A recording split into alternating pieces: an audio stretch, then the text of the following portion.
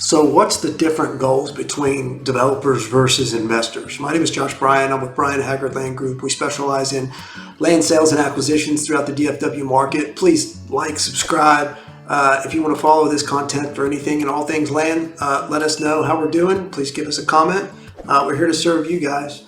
First of all, developers and investors have very, very different goals. The main goal is timing.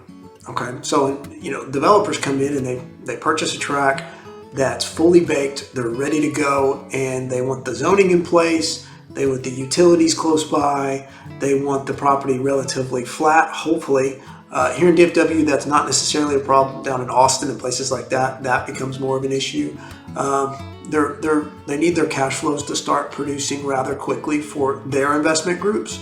So the quicker they can get breaking ground on something, the quicker they can produce cash flows to either fill that particular development up and flip it, or hold on to it for 10, 15 years and consistently produce cash flow for their investors who have kind of injected capital into the project.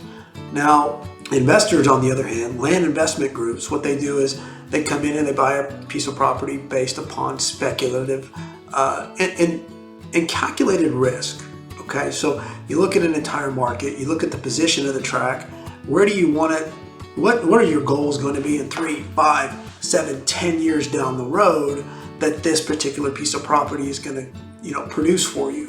Because it's not necessarily producing cash flow on an annual basis. It's actually gaining value year over year in a certain way, depending on economic drivers like corporate relocations, subdivisions that are coming online within 2 to 3 years.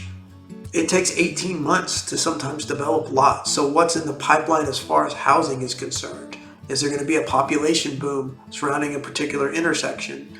Are utilities going to be close by within a couple of years, as opposed to the developer who is needing utilities rather close to start breaking ground very, very quickly? So the overarching goal of both groups is going to be completely different. Now, the investment group that sits on a piece of property for, say, 2-3 years might be able to sell to that development group once everything is kind of fully baked and ready to go. Now, investors can inject more capital for going through rezoning and things like that, but oftentimes you'll see developers spearhead that particular process because they want the property to kind of fit their mold.